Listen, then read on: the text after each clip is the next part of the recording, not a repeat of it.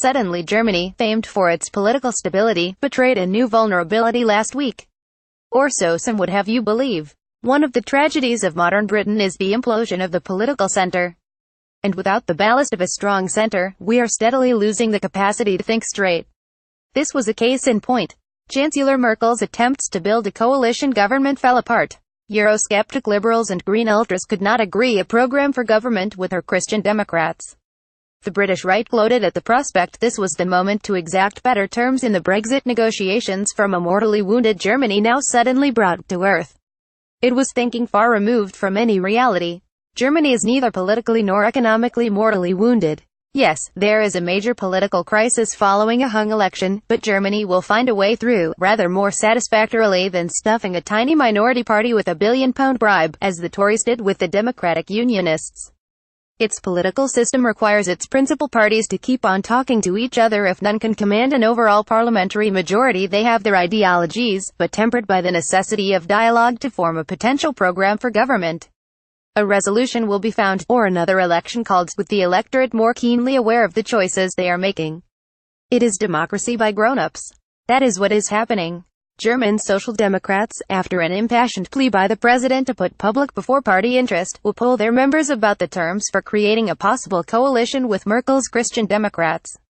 There will be enormous wariness. Junior partners in coalitions don't fare well in either Germany or Britain, but Merkel will be going cap in hand to her left-of-center rivals as her last option. For them, it could be the opportunity to put the social firmly back in Germany's social market economy. The economic backdrop to the negotiations could scarcely be more benign. Germany is beginning to grow strongly. Meanwhile, the Eurozone, derided in Britain for its sclerosis, austerity, social cruelty, unsustainability and imminent collapse, is growing at the fastest rate for 10 years. German unemployment is lower than in Britain, and not achieved by many of those in work, suffering stagnating real wages and insecurity.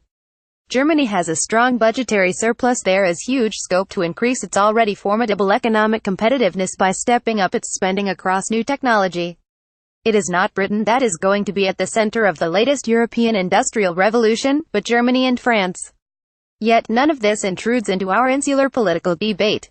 Germany is not about to capitulate to British demands to be cut a special deal on Brexit so that we can enjoy all the trade and market access benefits of EU membership without any of the responsibilities. Why would any German politician want that? Why would they need to? We are the supplicant country in desperate and growing trouble, if only we could see it. That was the message of last week's budget. The Office for Budget Responsibility projects that economic growth over the next 5 years will average 1.4%, an unprecedented, brutal downward revision of its forecasts. Productivity is projected to grow at a snail's pace, so there is virtually no growth in earnings adjusted for inflation. It is the bleakest official forecast I can remember. Nor does it capture all the risks.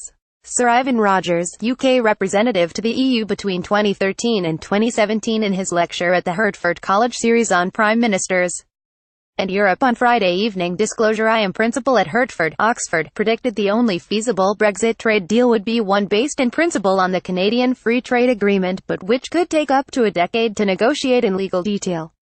This, along with the absence of other trade agreements, which will take equally long to negotiate, would represent such a shock to British trade flows that he thought it would topple the UK into a blown recession. As shocking was his revelation that some leading Brexiters were aware of the economic risks, but wanted to organise the pain so it comes early rather than later in the run-up to a 2022 general election. The Chancellor, Philip Hammond, one of the few remaining substantial centrist British political figures, knows all this. But to acknowledge it openly would, given the current state of the Conservative Party, cost him his political life. He would be confirmed as the pessimistic, unpatriotic or working against the will of the people.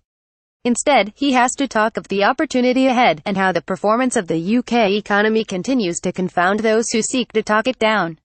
It is rubbish, as well he knows. But the atmosphere does not permit the truth to be said. Britain remains the exceptional country that is going to get an exceptional deal congruent with its exceptional destiny. British exceptionalism is a national delusion, and a shaft of light is that it is gradually being dispelled. Our economic performance is woeful, to be cruelly exposed when outside the EU.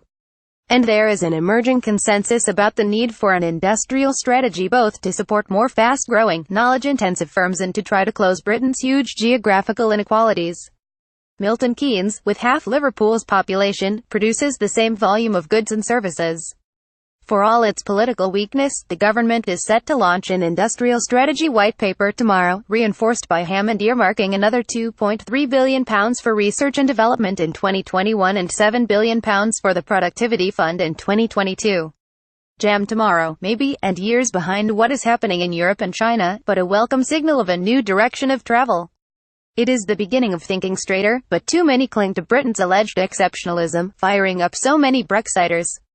The question in British politics is how soon the economic severity of what lies ahead will change minds, and whether exceptionalism can survive 20 years of wage stagnation, recession, stasis, and the inevitable setback in house prices. It is not Germany that is the sick man of Europe, the cherished belief of the Brexiters, but Britain. Real change, even recommitting to Europe, will follow that growing realization.